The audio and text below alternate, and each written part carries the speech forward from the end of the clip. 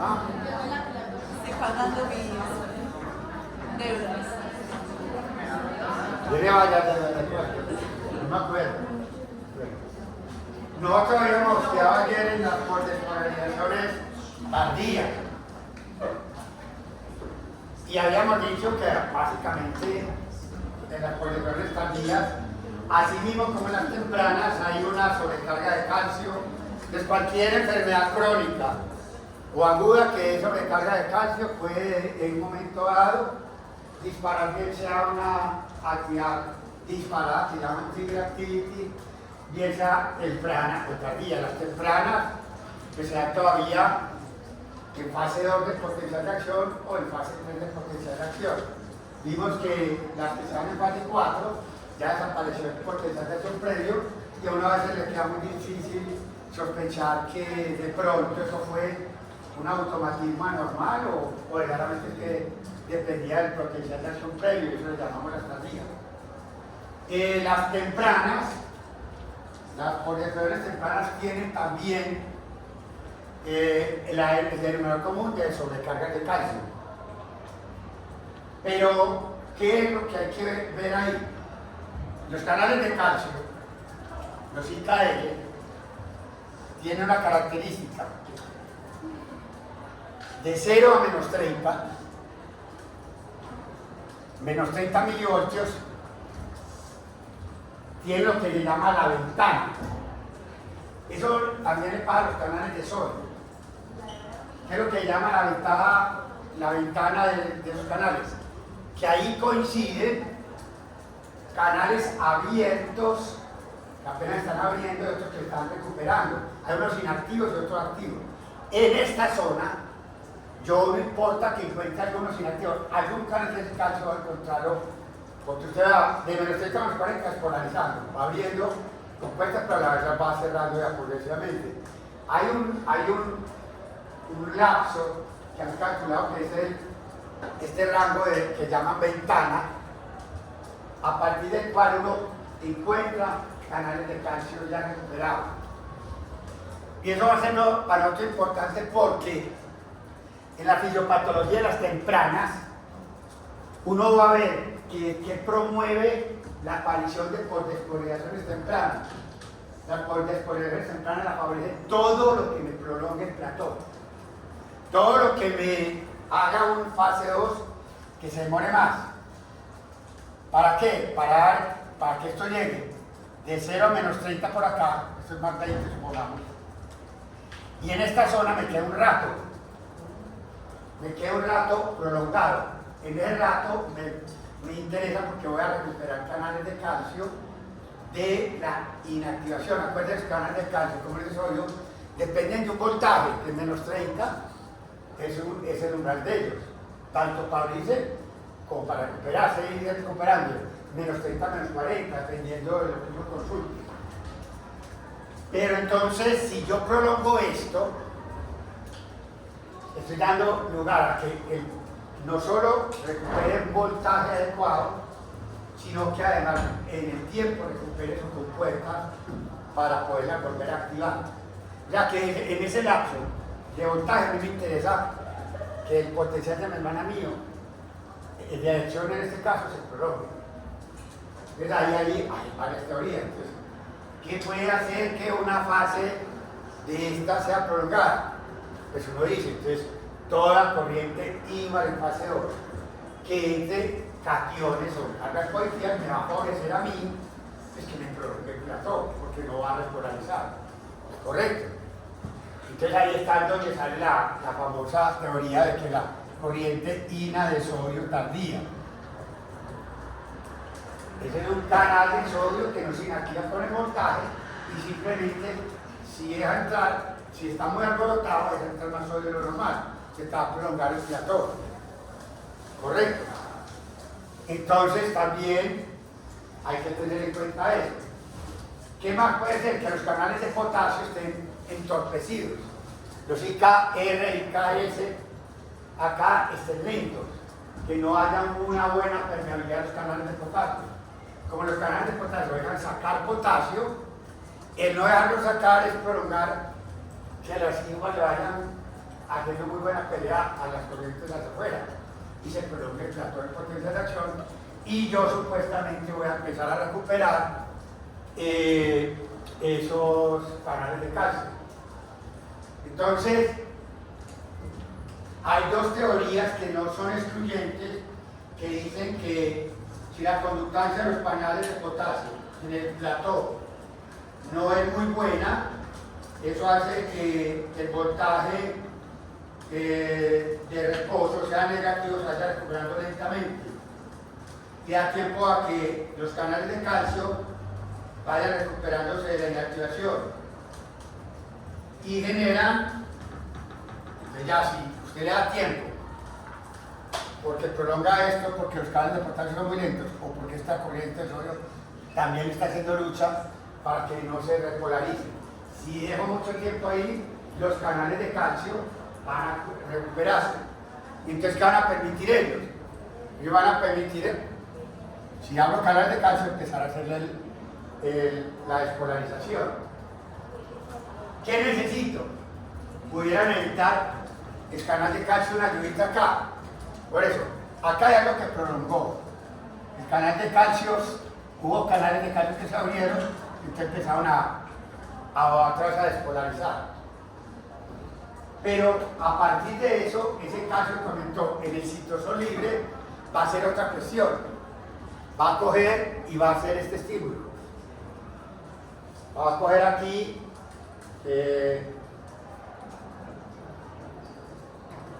entonces aquí aumentó el calcio por los IKL, que se volvieron a activar porque lo cogieron en el potencial Windows, pues, en el que coinciden que los canales estén a la vez activos, inactivos, uno y otros activos. Este rango potencialmente ya aprovecho para, al prolongar el potencial de acción, pueden reactivarse en algunos canales de calcio y vuelve aumentando el calcio interior. Este calcio interior va a hacer esto. Va a ir a buscar el rianodínico y le va a hacer botar calcio, más calcio. Y ese calcio que bota el rianodínico se junta con este que entró y va a hacer otro efecto interesante. Va a llamar al intercambiador sodio ¿qué? Calcio, y como no tres cargas positivas contra dos positivas hacia afuera, gana una carga neta que, y eso es lo que lo ayuda a acabar de llevar al canal de calcio al umbral y hacerle otra vez el trigger activity, o sea, impotencia de acción. O sea que venía la acción conjunta, la ayuda de dos cosas. Primero, en esta teoría lo que estoy diciendo es que necesito alguien que me prolongue el plató. Piensa que los de potasio sean torpes, porque hay uniones de positivos, o las dos cosas. Y que al prolongar el plató estoy dando tiempo, me quedo mucho entre 0 y menos 30, recupero muchos canales de ¿qué? De calcio y KL, y se recuperan este calcio, porque el calcio siempre es mayor afuera que adentro, es pasivo. Y al entrar el calcio dice, yo solo de pronto lo llevo, pero si voy al reticular plasmático, voy al rianodínico y libero más calcio, hago que el intercambio sodio-calcio, que se funciona al derecho, me haga el favor de hacer eso. ¿De qué? De trabajar como él trabaja el derecho, y siempre que el intercambiador trabaja el derecho, despolariza, está favoreciendo la despolarización de la célula, porque son tres cargas positivas contra dos cargas positivas hacia afuera. Y esa es la teoría de que el berraco es el canal de calcio que se recuperó. Y el secundario papel es el intercambiador solo calcio, que aprovechó que el calcio, a la vez recuperado, obligar una salida posterior del calcio del retículo artoplástico, y eso lo aprovechó el intercambiador solo calcio para ayudarle al canal IKL, calcio long lasting. Pero hay otros que peleaban eso y dicen, no, es que el teso no es eso, el teso es verdaderamente el intercambiador sodio-calcio. ¿Cómo trabajan esa teoría eso? No importa porque las dos teorías se complementan. Le voy a decir históricamente qué decía. Ahí el teso no es el canal de calcio, está como una pelota inactiva. Pero estamos entre una célula que está sobrecargadas de calcio, porque esa es la condición sine qua non para cualquier postdescoriación temprana o tardía. Y resulta que el retículo endoplásmico va a ser spikes en diástole, va a ser liberaciones de calcio espontáneas, se vomita, saca calcio en diástole, así no tenga buena reserva en el interior, pero en diástole libera calcio. Y esa liberación de calcio, ¿qué hace? Por ejemplo, si yo estoy menos 50, posiblemente menos 50 los canales de calcio están inactivos. Pero la teoría de ellos es que en menos 50 va a ocurrir de chepa el retículo endoplásmico por estar sobrecargado de calcio, libera calcio en un spike diastólico. El intercambiador, mire que aquí es distinto, aquí liberé el entrada calcio del retículo endoplásmico en diástole. En cambio, en la teoría de ahora era después, el canal de calcio se recuperó por tener un plato muy largo, hizo calcio que aumentó por los IKN y liberar calcio del retículo endoplásmico. Miren que de última actuó el intercambiador sobre calcio. Aquí no, aquí solo al revés. Yo libero calcio porque pues, estoy inestable. Libero calcio en un spike diastólico. El intercambiador solo calcio funciona y me lleva a menos 30 milivoltios y me parquea ahí. El intercambiador aguanta y me lleva a esa célula a menos 30 y si doy mucho tiempo, ¿qué va a pasar ahí? Pues el canal IKL va a aprovechar que ya lo llevaron aquí a un umbral y va a ayudarle al intercambiador solo calcio a acabar de hacer el potencial de acción. El hecho es que nadie puede dudar que en las postdescoriaciones tempranas se necesitan la colaboración de esos dos. Porque ya lo han hecho, han bloqueado algunos de los dos y no funciona. O bloquean el intercambiador, o bloquean el canal de calcio y no pasa nada. No pasa nada. Entonces, cuando los dos actúan, no importa quién es primero o quién es segundo, yo estoy diciendo que simplemente hay una reactivación de canales de calcio y calcio long lasting. Y además un funcionamiento aumentado del intercambiador sodio-calcio funcionando al derecho, que es lo que lleva a la célula al hacer el potencial de acción. ¿Correcto? En la mayoría de los textos dicen que si uno quiere promover la aparición de postdescoriaciones tempranas, haga bradicardias. Porque bradicardia dura el potencial de usted. Entonces uno ve que cuando se promueven bradicardias es más fácil que bajo las condiciones que haya se pueda dar más fácilmente las postdescoriaciones tempranas. Y lo contrario para las tardías. A las tardías les fascina las taquicardias porque sobrecargan todavía más de calcio y arrancan a hacer spam desde la fase 4. Entonces hay una cosa que han tratado de poner como un axioma que no es demostrable, pero no siempre cumple, pero muchas veces sí se cumple. No siempre, pero se cumple. Taquicardia es igual a las tardías, bradicardia es igual a tempranas. Pues promueve más fácilmente una temprana que tiene una frecuencia bien despacio, pues estos potenciales de acción duran mucho. En cambio, cuando son con taquicardia, las tempranas no salen favorecidas, porque son potenciales de acción que muy cortos, que generalmente cuando uno hace, lo que está tratando es acortar la fase 2 de la reportaje. Y a mí no me interesa eso. Eso, por ejemplo, le sirve a las tardías, que sobrecarga más de calcio. Para las tempranas, al parecer no. Aquí es donde está el ranolacine que yo les decía. Aquí es donde han dicho que eso es muy bueno para abortar por desclaraciones tempranas de fase 2. Recuerden que como guía desde pues, hasta menos 30, pues uno la vería que sería como de fase 2. Y ahí más allá, más negativa que fase 3. Cuando ya recupera pues, el potencial de membrana, pues ya sería la de fase 4, que sería por desconexiones tardías, ¿correcto? Pero hay gente que le dice a uno, no me preocupe tanto por saber quién fue el primero, quién fue el teso ahí. A mí lo que me interesa es que usted sepa que participan todos. Y verdaderamente no está claro si hay que creer en uno o en otro no va, sino en la acción conjunta de ambos. Correcto.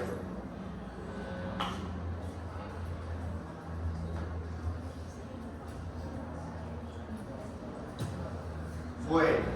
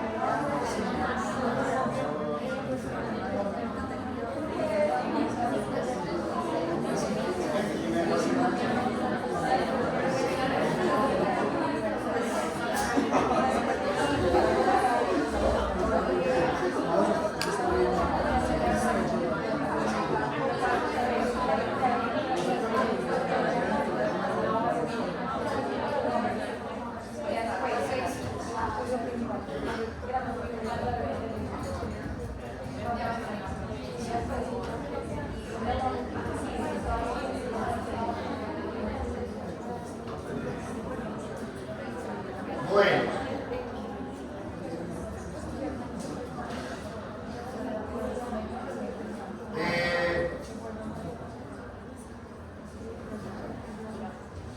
reentrada. Hemos visto automatismo normal, anormal, por desconexiones tempranas y tardías.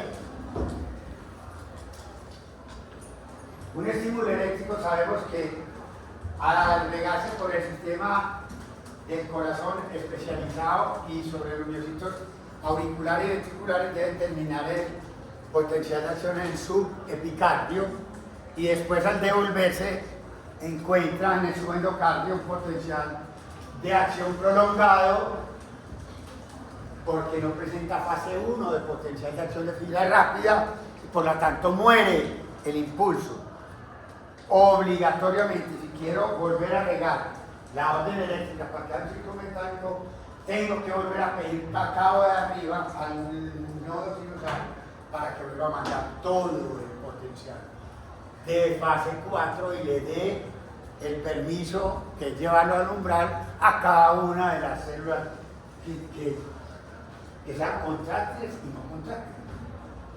Porque el sistema de conducción tiene muy mala miocina, por eso no sirve para inyectar, pero sirve para conducir, y no, por eso se lo confunde como nervio, pero verdaderamente históricamente es músculo. Bueno, pero bajo ciertas condiciones, unas obligatorias y otras no obligatorias, se dan las condiciones para que un estímulo viaje, no muera y quede circulando un tiempo. Unas veces un tiempo largo, otras veces un tiempo corto, porque las condiciones pueden ir cambiando. Primero entonces le voy a decir acá lo que va a pasar. Aquí va a venir un estímulo eléctrico, esto es un potencial de acción. Esto es una estasístole que debía haberse disparado. Si fuera normal, un estímulo normal, después de que se hubiera llegado al reposo, eso sería un periodo refractario relativo. Esa célula anterior con el potencial de acción no ha recuperado todos los canales de sodio. Esta es un potencial de acción de fibra rápida. Y dio lugar a que en el periodo refractario relativo le dio por hacer un estímulo eléctrico. Bueno, y eso va a llamarse estasístole. O latido prematuro, latido eléctrico, es que eso no es latido mecánico, pero llaman en electro, llaman latido prematuro. porque da lugar a un latido mecánico, pero es lo que uno siente salido del tiempo, y uno se siente una sensación maluca. Entonces, eso es lo que es una extrasístole. Bueno, mire lo que ha pasado acá, voy a narrar y después doy las condiciones. Esto va a venir por acá. ¿Con qué velocidad de conducción? Lenta. Porque si esto viene en una extrasístole, ¿de qué depende la velocidad de conducción? De la amplitud del potencial de sodio, utilizando todos los canales de sodio. Estoy utilizando parcialmente los canales de sodio. Y posiblemente esta fase cero la hace más lenta. O sea, tiene una velocidad de conducción lenta, que es la ventaja de las extrasístoles. Que como no utiliza todos los canales de sodio, no va a ser una amplitud buena y una fase cero la va a ser más mala. La velocidad de despolarización de la fase cero del potencial de acción no va a ser la misma. Una va a ser más empinada que la otra, posiblemente con menos voltaje. O sea que si yo utilizara todos los canales de sodio, pudiera ser así. Estoy viendo que ahora va a ser así. Una pendiente de fase cero, menor que esta, y una amplitud que es esto. Correcto. Bueno, pero listo. Viene y se divide en dos, porque está bifurcado. Como frecuentemente le pasa al corazón, se ramifica. Y por acá empieza a conducir el impulso eléctrico, y cuando viene por acá, ¡pum!, encuentra esa zona anterior refractario absoluto, pero no pasa. O sea que tiene un bloqueo en esta dirección.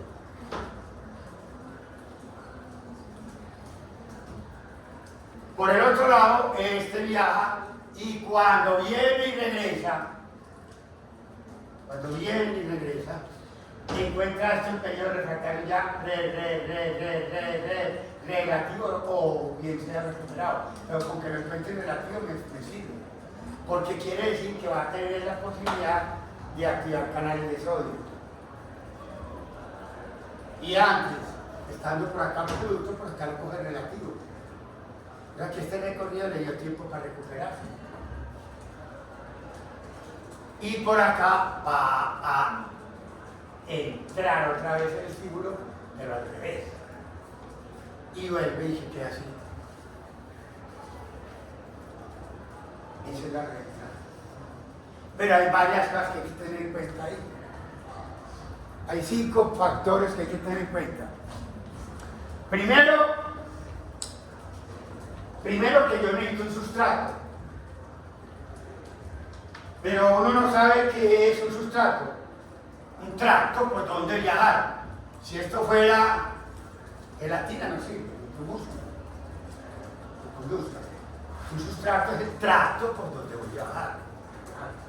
Ese sustrato es lo que yo estoy haciendo referencia, que es un tejido que permita la reentrada. Correcto. Primera condición. Por ejemplo, ¿qué sería un sustrato que no permita la reentrada? Colágeno. Eso no es un tejido de conexión. Pero si esto estuviera una cicatriz de colágeno, pues ahí no hay reentrada. Alrededor del colágeno, porque se ha reentrado, porque alrededor del colágeno está el miocito vivo. Pero el colágeno como tal lo conduce. Bueno, primera condición obligatoria, tiene que haber un tejido que conduzca. Por donde conduce o por donde se da la reentrada. Eso es obligatorio. Segundo, brutalmente importante, bloqueo unidireccional. Primero, dos cosas. Si no hay bloqueo, no hay reentrada. Segundo, si es bidireccional, tampoco hay reentrada. Tercero, esa unidireccional. Así se escribe. Cuando uno no es memorista, eso es lo que tiene que escribir. Ahora tiene que entender. Lo otro se va a escribir pendejadas. Hacer una nota bien larga de canción. Lo de mío, teniendo una pendejada. Es que acá la idiotez, coja lo que es. Mire, bueno. Si no hay bloqueo, ya por acá y se choca. Se acabó. Se acabó, se chocan los impulsos. Obligatorio, uno no puede decir que no haya bloqueo. Tiene que haber bloqueo. Si no hubiera bloqueo, conducía por las dos direcciones y se chocaban en el centro. Después cuando se unieran acá o acá, en algún momento iban a chocar. No puedo plantear que haya una reentrada sin bloqueo. Segundo, ¿por qué no puede haber bloqueo bidireccional? Pues no arranco. Entra, penetra, bloqueo acá, entra y está el bloqueo también acá otra vez, porque es en esta dirección y en esta dirección. ¿Murió? O sea, no puede haber bloqueo bidireccional. Porque no sale nunca, ¿por dónde va a pasar entonces? Si bloquea para acá, bloquea para acá, entonces ¿por dónde va a entrar? Pues, si nunca entró. Y tercero, lo que sí es verdad. Bloqueo unidireccional, bloqueo acá, cuando viene por acá se ya recuperó. Ya recuperó.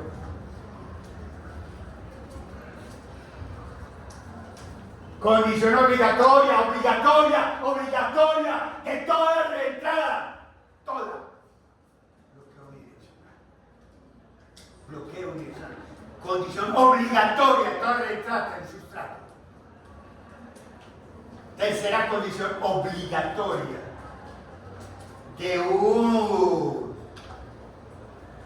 una reentrada es un área de bloqueo central. Un área de bloqueo central. ¿Por qué? Porque si este estímulo que viaja por acá pudiera meterse a esto que sea excitable, llega acá mostrado y el periodo refractario que absoluto, porque esta acaba de ser un potencial de acción. ¿Qué sigue el potencial de acción? Por malo que son, todo el potencial de acción lo explico. Pues aunque un plazo que es refractario absoluto. Y entonces, si este idiota se da al mismo tiempo que si viene para acá hay una, lo que en absoluto.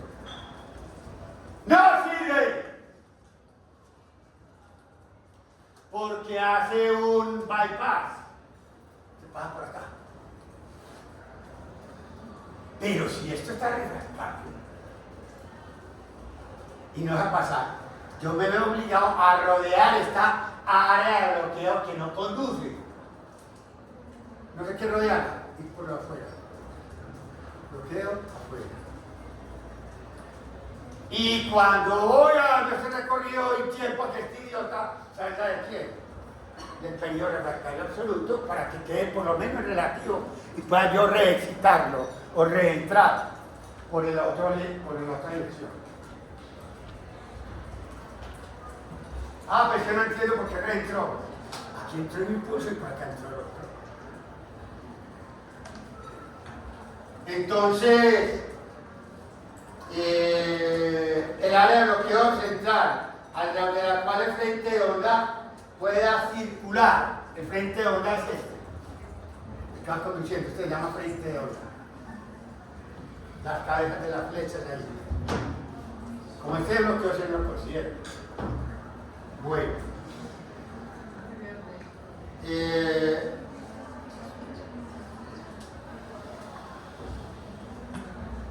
Bueno.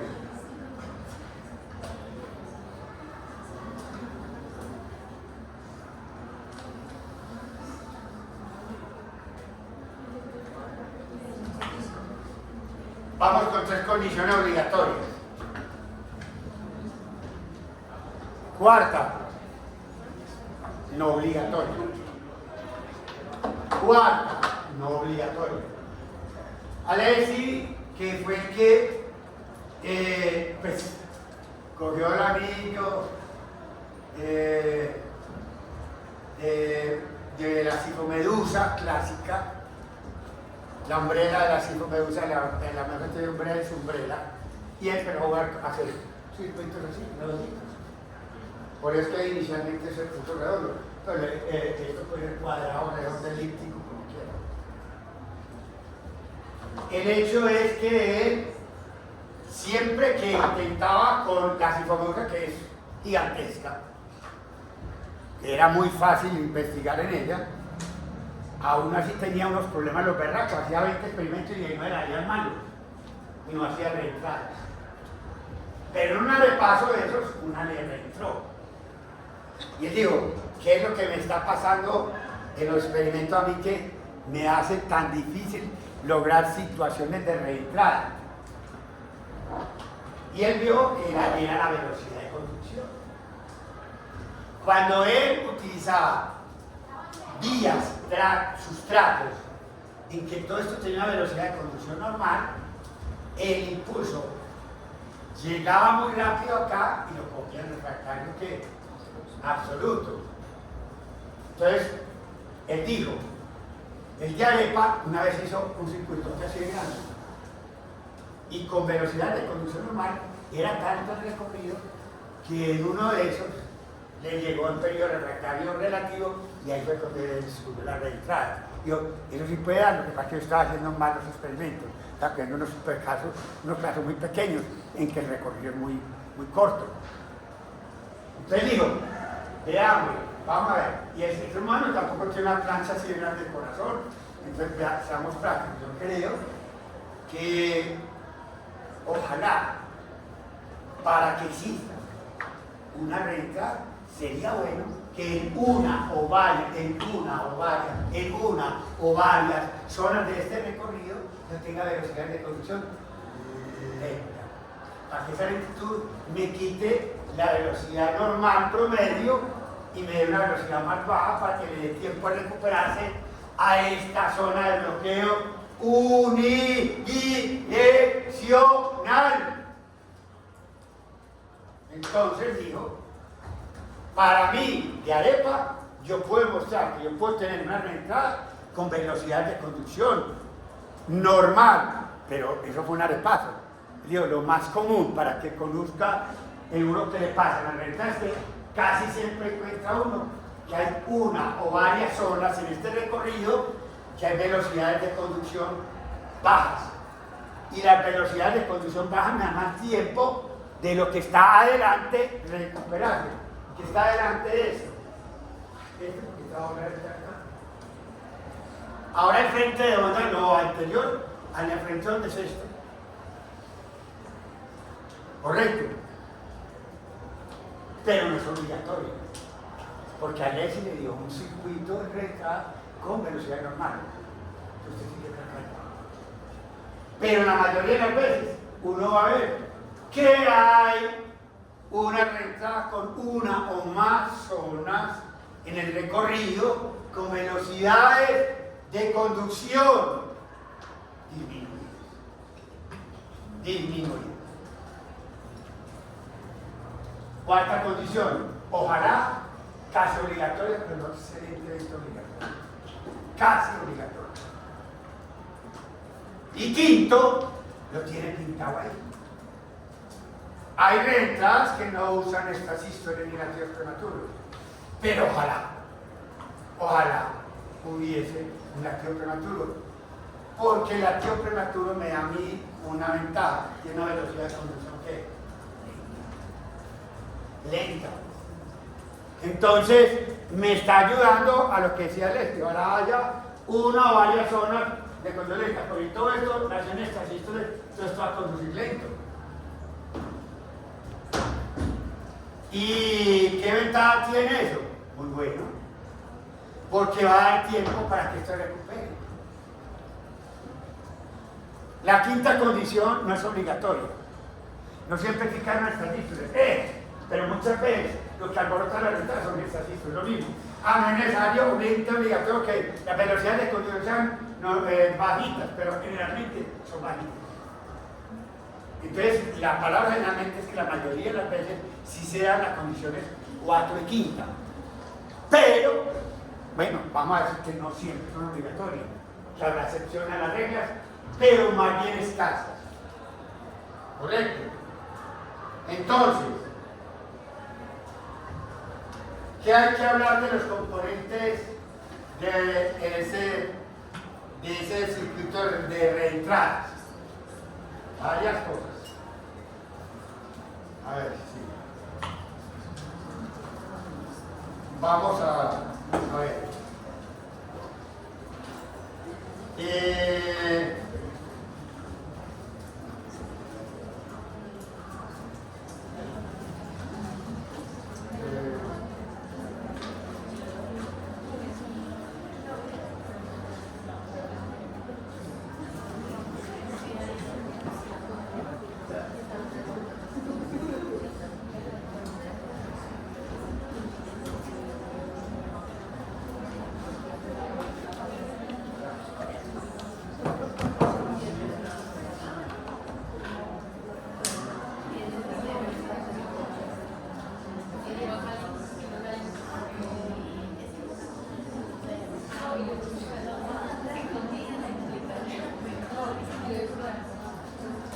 Bueno, 2 segundos. Vamos a poner que este punto A es donde se bloqueó unidireccionalmente. Y él va a poner que el periodo refractario absoluto es 2 segundos. ¿Qué quiere decir? Miremoslo práctico. Que esto tiene que llegar acá en más de 2 segundos. Porque si llega antes, lo pueden refractar el qué? Absoluto. Pero yo puedo calcular con una fórmula que le va a dar cuánto recorro durante ese periodo refractario absoluto. Hago esto y calculo la longitud de onda del frente de onda pues, reentrante. Primero, estoy calculando tiempo. Estoy diciendo el concepto de longitud de onda del impulso que está reentrando en forma circular. ¿Qué es la longitud de onda? Pues cómo lo calculo, después digo qué quiere decir eso. La longitud de onda es una longitud. Lo que yo quiero averiguar es cuántos centímetros, cuántos metros he recorrido en esos 2 segundos. Entonces yo digo, por ejemplo, tiene una es igual a la velocidad de propagación del impulso por el periodo refractario absoluto. Por ejemplo, si yo tuviera,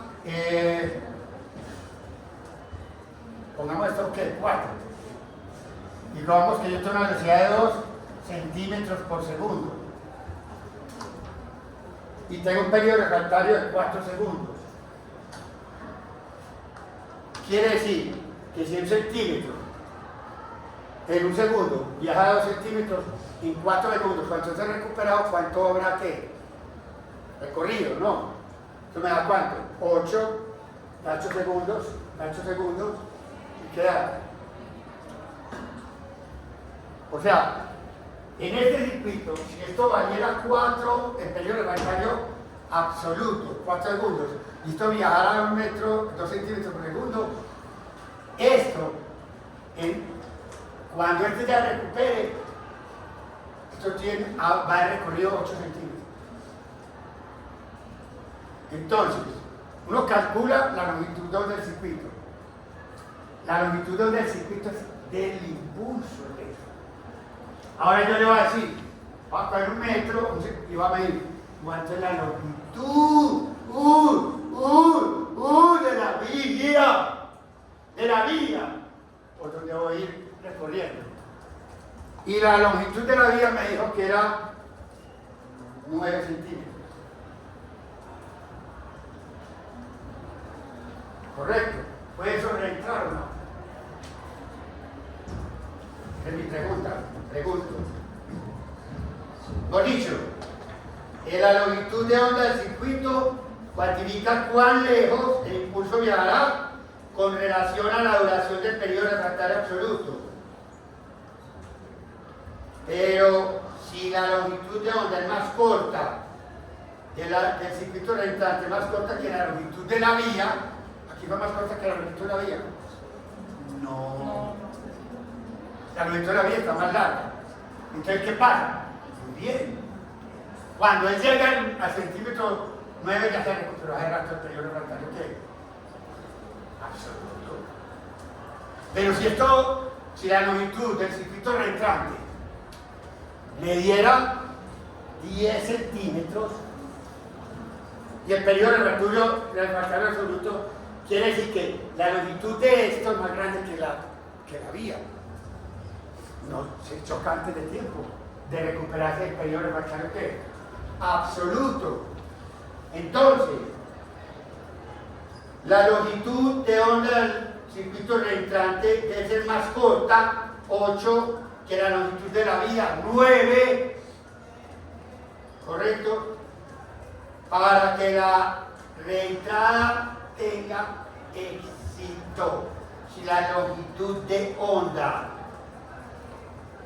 es más larga, longitud de onda es más larga que la longitud que tiene la vía, dice que hace rato da toda la vuelta y ya llegó hace rato eso y no la ha podido refractar en absoluto, porque esto calcula es la longitud que viaja mientras está aquí refractario. Si a mí me da que la longitud de la onda era 9 y la longitud de la vía es 6, quiere decir que hace rato viajó y todavía no acaba el periodo refractario ¿qué? Absoluto, porque este lo que estamos multiplicando con el refractario absoluto. ¿Cuánto viajo en longitud para que haya tenido tiempo durante el tiempo que necesite yo para que recupere el periodo refractario ¿qué? Absoluto. La longitud del circuito reentrante es menor que toda la longitud de la vía. Lo que le pasaba a Alexis era esto. O la velocidad de propagación era muy grande, que es lo que le pasaba. La velocidad de propagación muy grande, entonces la longitud de la vía le da, generalmente, la longitud del frente de onda se le da más grande que quiere, que la longitud de la vía se chocaba. Cuando él ya le baja, le toca velocidad de propagación más baja por latidos prematuros. ¿Qué pasa con la latidos prematuros? Las velocidades de propagación son más bajas. Entonces le da un valor de la longitud del circuito reentrante más bajita que la longitud de la vía. Entonces nunca se chocaba por el periodo refractario absoluto, y que cuando se volvía ya lo encontraba en qué? Periodo refractario ¿qué? Relativo. ¿Correcto? Entonces, ese es un concepto muy importante de entrar. ¿Correcto? La longitud de onda del frente de onda reentrante debe ser más corto que la longitud de la vía del circuito por donde está ocurriendo la entrada, para que pueda existir exitosamente la reentrada. ¿Correcto? Hacemos énfasis. Bueno.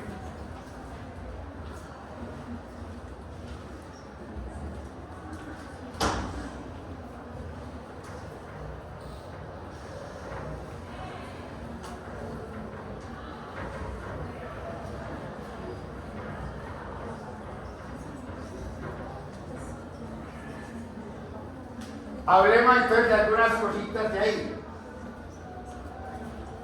Por ejemplo, hablemos de el sustrato, primera condición de la entrada. El sustrato puede estar localizado en cualquier parte del corazón. Puede ser reentrada en músculo auricular, puede ser una reentrada en el Purkinje, puede ser una reentrada utilizando el nodo AB, puede ser reentrada, mejor dicho, cualquier estructura que conduzca eléctricamente el estímulo eléctrico puede ser participador en algún momento dado de la reentrada. Puede ser anatómico, por ejemplo, porque el Purkinje existe, o puede ser simplemente por propiedades electrofisiológicas que después veremos, no ser anatómico necesariamente, sino que lo que llaman funcional. Pero bueno, puede ser de cualquier célula del corazón que esté viva y conduzca la corriente eléctrica, sirve de sustrato para que haya, para poder haber una reentrada. Segundo, área de bloqueo central. El área de bloqueo central puede ser de dos cosas, de dos tipos. Esto es una cicatriz y eso es anatómico. O esto puede ser funcional. Mire, entra por acá, se bloquea acá, y al ir por acá empieza a ser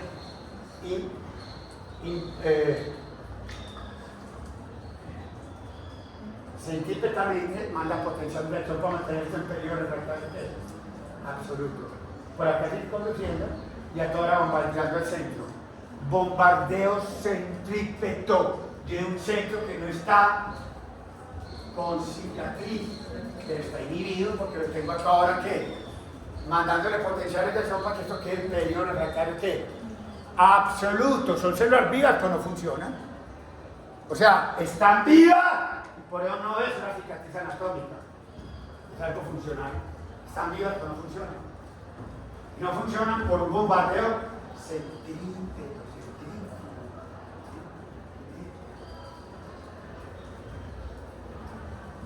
Del mismo frente ahora que es que reentrar. El mismo frente ahora que está reentrando se está haciendo el mismo favor para no hacer un cortocircuito y no irse a la zona del periodo refractario absoluto muy rápido. Al ir y vivir esto, se ve obligatorio el mismo seguir rodeando el centro. Tampoco tiene que circular. Hay eso en forma de 8, en forma de elipse, en muchas formas ovaladas. Pero, entonces, conclusión, área de bloqueo central. El área de bloqueo central puede ser anatómica, colágeno, cicatriz de colágeno, o puede ser funcional. El frente de onda centrípetamente bloquea el centro, lo que llamamos centro, y va rodeando ese centro a medida que se va propagando. Correcto. Segunda condición de reentrada ya más o menos explicada. Tercera. Velocidad de conducción lenta. Todo lo que favorezca una velocidad de conducción lenta me va a favorecer la entrada, la aparición de reentrada. Hay 4 factores que me pueden hacer que la velocidad de conducción sea lenta. ¿Correcto? Y eso van a ser una de las condiciones que nos favorece la aparición de reentrada. Una de 4 de las que vamos a decir. Primera, si yo quiero una zona de conducción lenta, llamo a los lentos. ¿Quién son los lentos del corazón? Los dos nodos. Los dos nodos. Los dos nodos conducen lento. Entonces, el nodo AB es una estructura anatómica que no es enfermedad o conduce lento. Esto va a haber retraja y cada rato en el nodo AB, porque es una zona de baja conducción. Y ahí a uno le gusta crear problemas y la reentrada les fascina, aunque haya zonas anatómicas normales con conducción lenta. El nodo AB no es anatómicamente normal, él conduce normalmente lento. Primera condición. No sin usar el nodo AB. Segundo, no voy a llamar al nodo sin usar, ni voy a llamar al nodo B. Pero quiero una zona de conducción lenta. Pues hombre, a la izquierda. Despolarice parcialmente una célula. ¿Qué nada mejor que despolegar parcialmente una sola con? Sí. Por eso el terreno de la renta es el terreno de la renta, es el terreno de la sistema. La gran mayoría de las líneas por izquierda son promedio. Entonces, esa depresión, o sea, encontrar disminución en el potencial de membrana de reposo hace que uno conduzca más lentamente.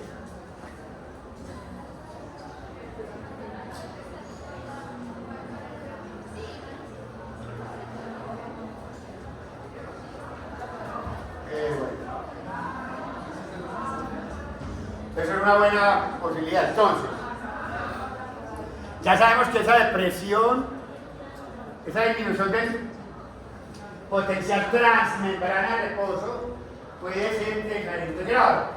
Yo puede que haya bloqueado parcialmente los canales de sodio, lo haya bloqueado totalmente y que con los de calcio no más, dependiendo del grado. Es que no mismo ayer que iba transformando de una célula de fibra rápida a una fibra que parecía un nuevo sinusal. Era lo que yo le mostraba ayer acá. Esto es una zona cada vez más, puede ser una zona de Purkinje y un Purkinje isquémico, o sea, exageradamente isquémico. Es el Purkinje del grado 4, donde está marcado 4, ya no está funcionando con canales de sodio. Hace rato está más despolarizado, posiblemente que no utilice ya canales de sodio, no canales de calcio, depende del grado de presión, pues. No importa.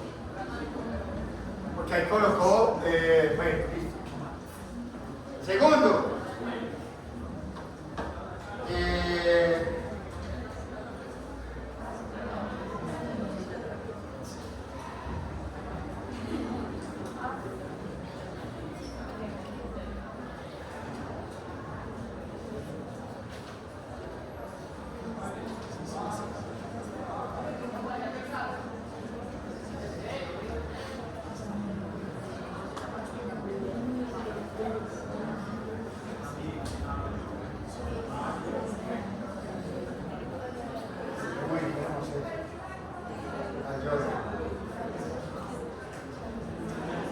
bueno, digamos que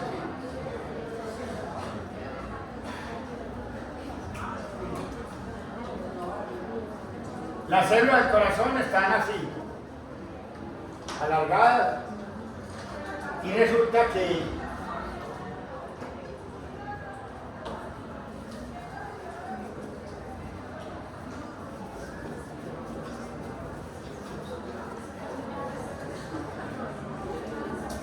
en sentido longitudinal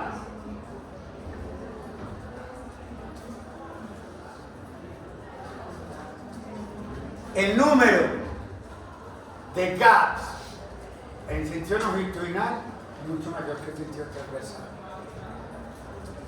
Eso ya está demostrado en el suelo y en la parte media del corazón. En el subepicardio no, pero en la mayoría del corazón sí. El número de uniones gap acá es mayor que el sentido transversal. ¿Y qué es un gap? Un roto. Y donde hay más rotos, pasa más falla corriente. Pero acá pasa menos rápido. La velocidad de conducción en sentido longitudinal es mayor que en sentido transversal. Entonces, eso me hace a mí pensar que yo quiero disminuir la velocidad de conducción, puedo alterar la velocidad de las orientaciones hacia donde va el impulso. Si quiero disminuir, me meto transversalmente. Por eso uno ve que hay unas rectas que van cambiando de dirección. No son todas longitudinales. Porque, ven, por acá pasa más fácil. Eso se llama anisotropismo. Anisotropía. Velocidad de conducción diferente. La anisotropía hace neuróticamente hablar a un factor geométrico. Hay mayor número de gap en sentido longitudinal que transversal. Hay otros factores geométricos que no es por eso. Por ejemplo, una fibra de Purkinje va a despolarizar a un miocito ventricular, un escuálido a un mamut, zinc es un pozo. Mire esto en menos 90 y este es de menos 90, pero este para despolarizar esto, mire el área que tiene. Entonces si va viajando de acá para acá tiene que gastar más energía para despolarizar todo esto, que es distinto si yo vengo así, de más a una cosa menos, más fácil despolarizar. El corazón no tiene la misma resistencia despolarizando en este sentido que en este sentido, depende de la geometría de las fibras. A veces voy de una fibra más pequeña a una fibra más que ancha. Es un pozo que tengo que despolarizar más. Mira este pozo de menos 90 que tengo que despolarizar. Es un pozo más pequeño. Entonces, ¿qué pasa? Si yo de pronto estoy ya con esta célula no estoy utilizando toda la energía y ya no me va a despolarizar acá. En cambio, si lo doy de acá, esto está sano. Si se está sistémica de las polaridades, mucha energía. Depende de qué tipo de fibra me encuentre yo, si va variando el área de las fibras. Por ejemplo, siempre que una madre se divide en dos hijas acá, esta área siempre no lo presta. Entonces es muy fácil que de acá para acá se bloquee y acá para acá no bloquee. Porque voy de un área menor a un área mayor, me bloqueo si estoy isquémico. Si voy de un área mayor a menor, posiblemente pase. Pero esto no es por mi unidad. Pero el factor geométrico, esta área de las dos hijas siempre es menor que la materna. Siempre. Siempre. Las ramificaciones, las dos sumadas, la mayor que la inicial. Entonces siempre que me ramifique corro riesgos. Porque si lo que viene antes de la ramificación viene mamado, isquémico, no le va a dar para eso. Si viene normal, pues posiblemente no para nada, que es lo que usualmente ocurre. Todo el mundo no tiene ramificaciones. No. ¿Usted cree que usted no tiene fibra ramificada? Pero usted no mantiene el retrato. Porque aparte de las ramificaciones, requiero algo adicional, que la célula tenga algo de isquemia, que esté parcialmente polarizada. Porque una célula normalmente polarizada, si está sana, no importa que esto sea ramificado en una área mayor, que tengo la suficiente energía porque utilicé los suficientes canales de sodio que estaban con posibilidad de activación. Pero si este mismo ejemplo, yo estoy ramificado, pero yo tengo isquemia acá, esto no está utilizando el número de canales de sodio adecuado, o sea, no le va a dar paz. Que eso es lo que descubrieron. ¿Por qué todo el mundo tiene ramificaciones? Porque todo el mundo entero tiene ramificaciones de tipo geométricas. ¿Por qué el Purkinje siempre llega a los miocitos del ventrículo y ventrículo, porque más uno ramificadas todo el mundo? Si el Purkinje siempre termina en el miocito. ¿Por qué el Purkinje no está así? Porque además de tener el factor geométrico, requiero que tenga energía menor.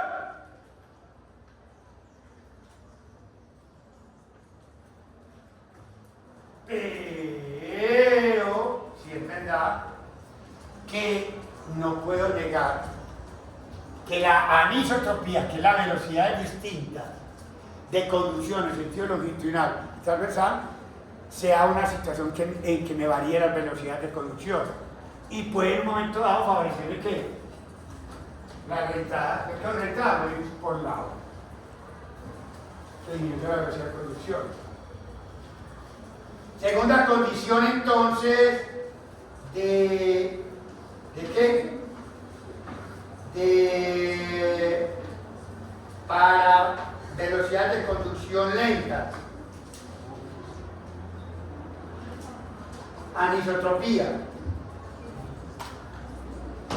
Y otra que fue la cuarta.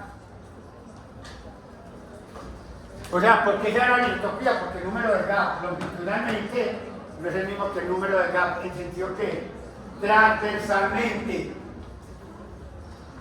Ahora, yo puedo tener el mismo número de gap que dije ahora y no sacar disculpas por el número de gaps.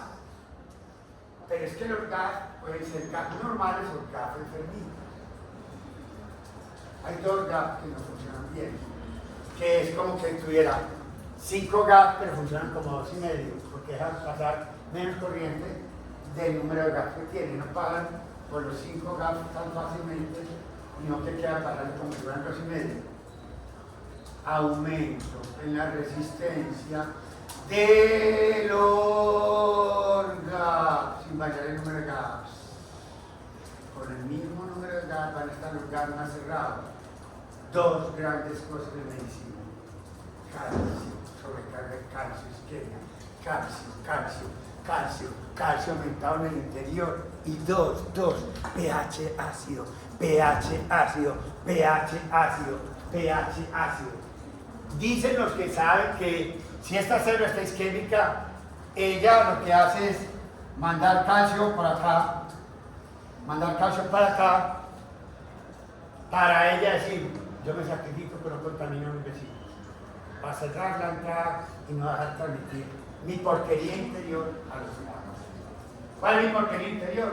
Que estoy isquémico, y el que está isquémico está sobrecargado de calcio, y el que está isquémico está con pH. Pero ¿qué tal si yo contamino a todos mis vecinos? Pero eso que hice me disminuye la velocidad de conducción y me favorece la regresada. Me favorece, no se recarga la célula isquémica al otro lado para que quede viva, pero igualmente estoy favoreciendo una arritmia que se llama regresada. Resumiendo, son 4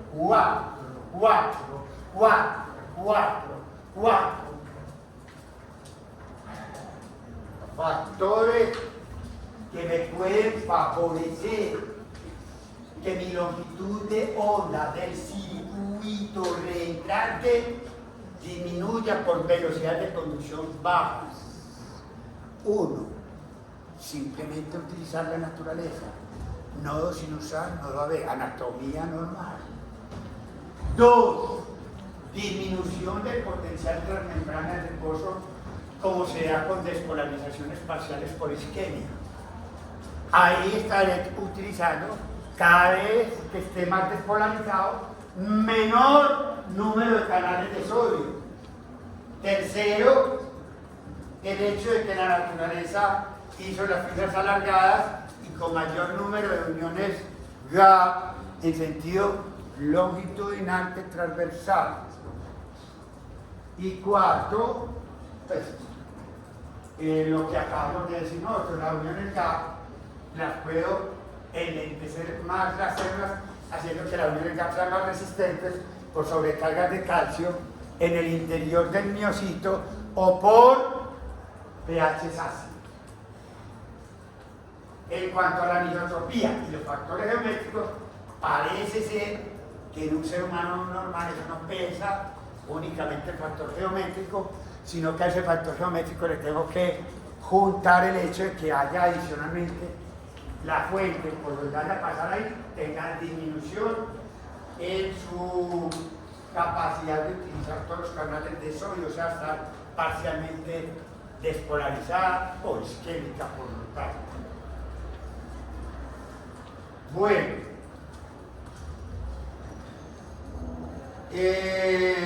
tercera condición de reentrada, ya listo.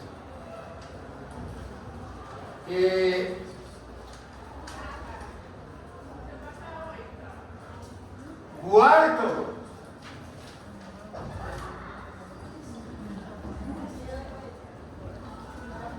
bloqueo unidireccional. Cuarto, no sé, tercero, no tomo decisión, ¿sí o qué? Cuarto, bloqueo unidireccional.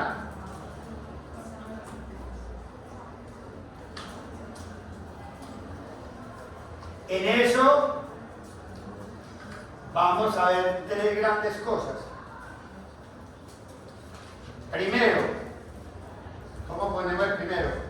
Diferencias regionales en recuperación de la excitabilidad. El título es tan largo,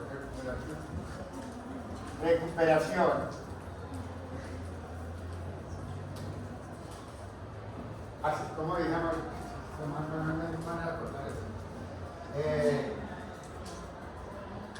no, pongámoslo como aquí. Esto me de casa. ¿Es verdad?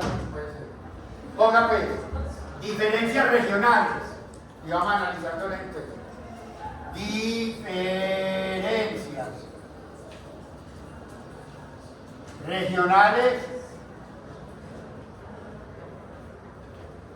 Diferencia entre una región y otra en recuperación de la excitabilidad.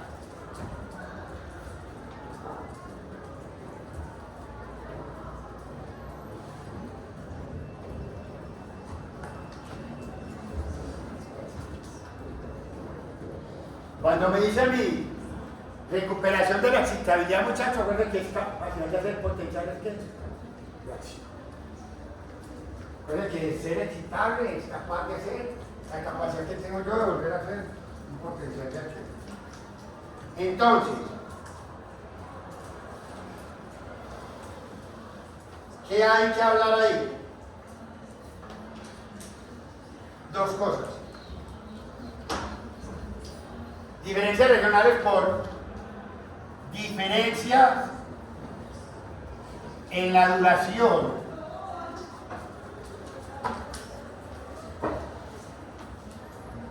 de los potenciales de acción.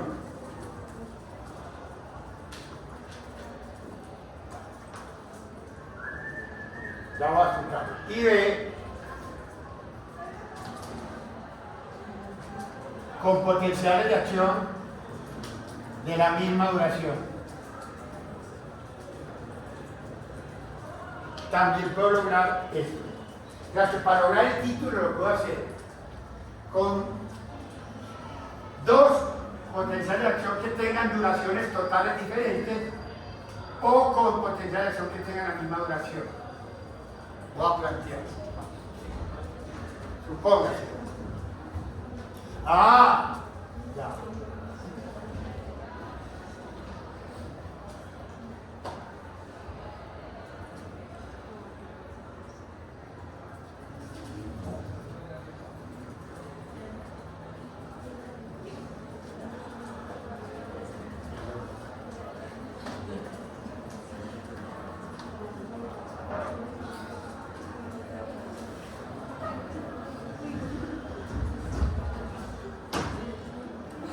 Long, short, long, short, long,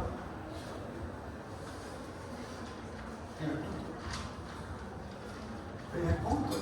Si este periodo refractario absoluto dura más que este estímulo prematuro, acá lo coge el periodo refractario que absoluto, este lo coge el periodo refractario que.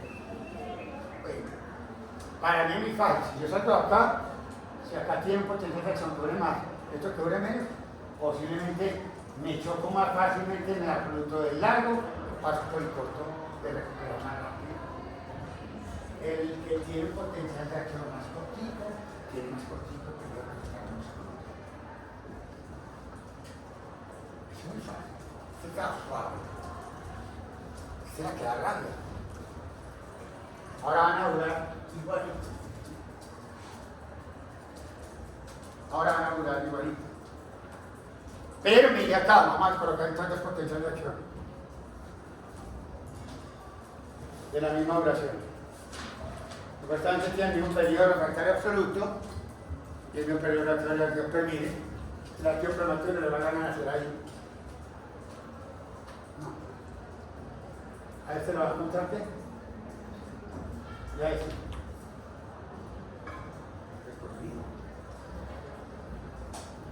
Y duraba lo mismo, ¿no? Claro. Pero que yo que todo el mundo es para acá. Dos potencias de acción y yo solo saco en la mitad. Lo que viene hecho. Resulta que el latido prematuro nació más pegado de uno que otro. Así dura lo mismo, no nos va a coger en el mismo periodo refractario absoluto. A los dos. Y el periodo refractario absoluto, los dos duran lo mismo. Y el periodo refractario relativo dura lo mismo.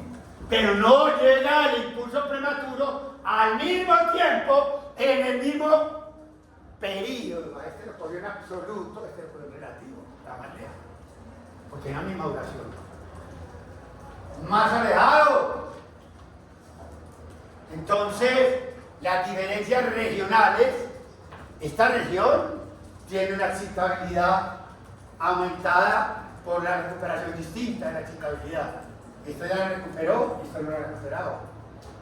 Hay diferencias en las regiones, en la capacidad de recuperarse. Porque aquí este no ha tenido tiempo para recuperarse, está en absoluto y este sí. Pero la diferencia no me lo explica. Que sean potenciales de acción de duración distinta, no que sean potenciales de acción iguales, pero uno más cercano del estímulo perturbador que es la extrasístole auricular.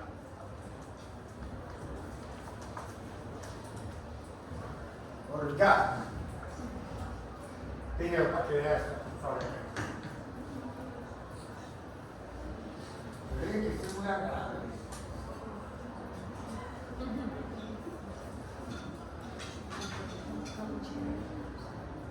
A usted le gusta, entre otras cosas. Claro. Pero ya muy estabilizado.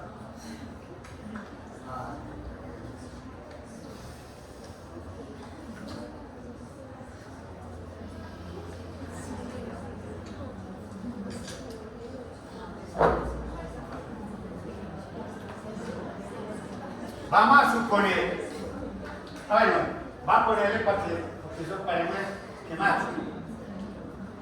Ya que digo tan bonito. Muy bien. Esto va a ser las veces que esta cuña, que aprieta acá, va a apretar más duro acá, que lo que aprieta esto. ¿Correcto? Aquí medio apretó, ya. Pues mire todo el pedazo que tiene este de culo. ¿Qué quiere decir el autor con eso? Que esta es una zona de mucha isquemia y cada vez la isquemia va disminuyendo para allá. Las isquemias no son simétricas, nunca en el corazón, nunca son homogéneas. No te deprimen al mismo tiempo todo el miocardio. La gente dice, todas estas son isquémicas. Hay un pedazo más isquémico que otro. Y eso marca lo que llama conducción decremental. Miren acá. Acá, la zona más isquémica es esta. Pero esta zona está recuperada. Esta que viene con toda la energía, aunque para la zona muy deprimida, logró pasar medio y cuando va a la siguiente la zona va a estar menos isquémica. A menos isquémica, entonces va a pasar muy fácil para allá. Pero cuando este le vuelve para acá, mire, viene a la zona sana, pasa a una zona isquémica muy fácil, perdió energía, pasó a otra zona que está más isquémica y perdió más energía, cuando llega acá ya viene mamado y ya no tiene por qué ir a la zona normal. Se bloqueó en una dirección y en una otra. ¿En cuál se bloquea siempre? Siempre se bloquea en la zona que va a la zona más isquémica. En cambio, de la zona más isquémica a la menos isquémica pasa. Esto se lo va a mostrar en una gráfica acá. Se lo va a mostrar. Esto es. Esta es la zona más isquémica. Correcto. Y acá empieza a nivel la isquemia. Supuestamente, este estímulo es capaz de viajar, póngale 2 centímetros. Entonces, acá viene sano, esto es sano. Entonces no es isquemia mismo. 2, es lo que puede viajar él. Va a bajar una zona que es 0, pero tiene 2. Esta es la zona 3, ¿cuánto? Que ya es capaz de llegar a 4. Le dio mucha brega, pero ya tiene 2 para pasar. Perdió energía, miren cómo perdió. Miren la energía que tiene. Porque esto le quitó. De 2 pasó acá. Pero ya, de aquí para allá, cada vez la zona es menos que. Es que entonces esta podrá que pegue una escupita, pero una escupita es una zona menos isquémica.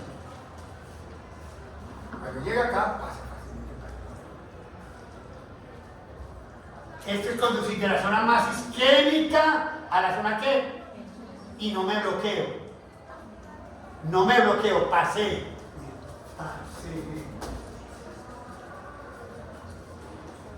Mire esto, otro sistema izquierdo. Voy al revés.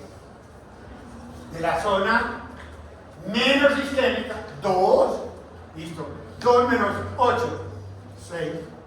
¿Y qué pasa acá? Ya no tengo una energía de 2. Y cada vez a la zona que más isquémica, 4. Vea. Y cuando llego acá, me caigo en la vida. No llego acá. Los estímulos se llaman isquemias asimétricas. Eso es diferencia, son bloqueos unidireccionales debido a lo que verdaderamente llamamos depresión asimétrica de la excitabilidad. Depresión asimétrica de la excitabilidad. Correcto.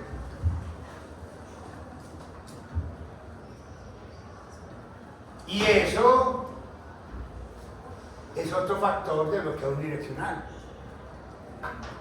Bloqueo unidireccional. Entonces, de bloqueo unidireccional para nuestra cosa, nosotros dijimos que había, primer punto, diferencias regionales en la recuperación de la excitabilidad, con potenciales de acción de duración que distinta y con recuperaciones de la excitabilidad regional con potenciales de acción de la misma duración, pero con diferencias regionales en la recuperación de la excitabilidad. Segundo punto, las zonas de isquemia no son zonas simétricas, hay asimetría en las zonas isquémicas. Y generalmente los impulsos se van a bloquear de la zona, cuando el impulso viene de la zona menos isquémica a la más isquémica, logrando pasar generalmente el impulso al revés, desde la zona más isquémica a la menos isquémica. Esto se llama conducir decremental, decremento, aumento, decremento. En cambio, en el otro sentido, ¿cómo se llama eso? No, calma. Conducción incremental, decrementa, incrementa. Todo masticadito, pues ahí. Pero esto en la casa no lo tiene nada. Yo como le la casa. Ay, no quiero moverse un trato con Mariana, no sé qué. Porque me rogó y me suplicó. Esto no lo aprendes, eso no.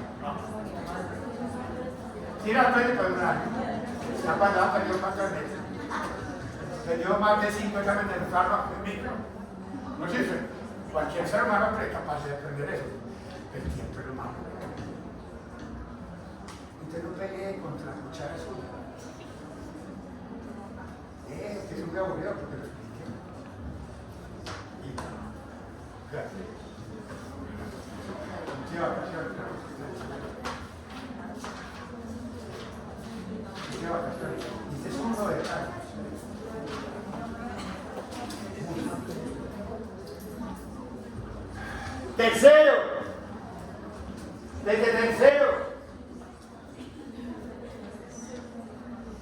Tercero,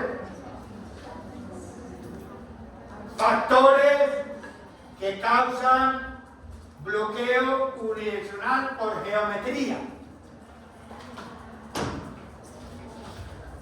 Los que hablamos ahora, geométricos pueden ser o porque hay alteraciones en el área o hay ramificaciones que yo no me encuentro la misma vida del mismo tamaño. Me abro, me cierro, me abro, me ramifico, y eso me implica a mí espolarizar más membrana. Eso no a todo el mundo le pasa, eso no es problema, muchachos. Y tampoco le pasa a uno de que uno va más longitudinal que transversal. También, todo el mundo tiene, porque todo el mundo no tiene realidad, porque no hace bloqueo unidireccional. Porque además de eso necesito algo que me disminuya la energía. Para que cuando vaya a pasar me bloquee, o cuando me vaya a medicar ya no me dé.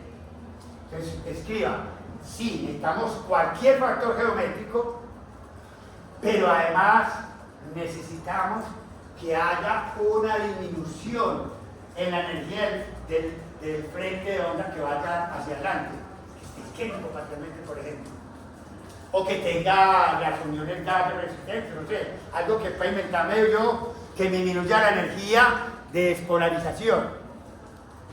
Y ahí hubo una crisis mundial,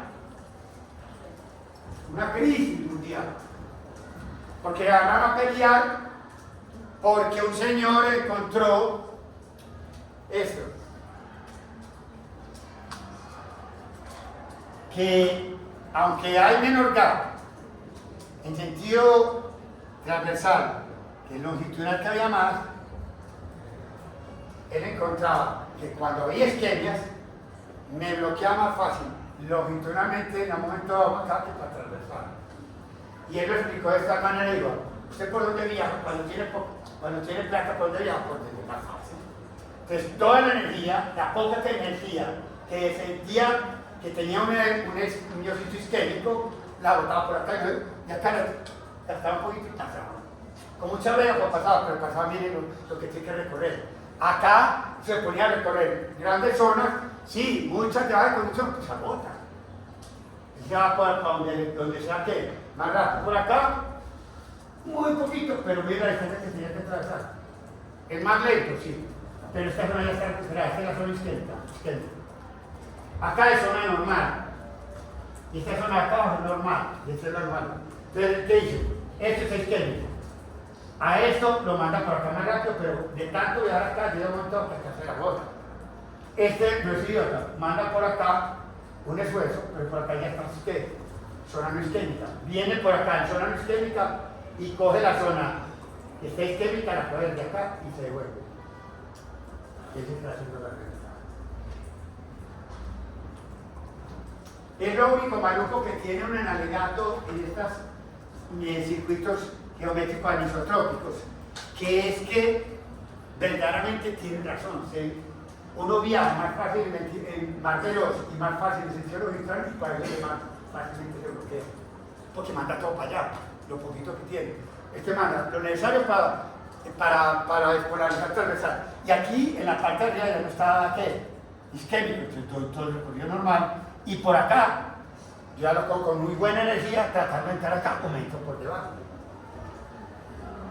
Pero si hay un bloqueo en sentido más fácilmente longitudinal que transversal, a pesar de que yo recorro mucho más espacio en sentido longitudinal que en sentido transversal. Es lo único maluco de eso, es verdaderamente una cosa que es detestable, que no importa. Hacérselo como algo que ocurre en la vida y ya.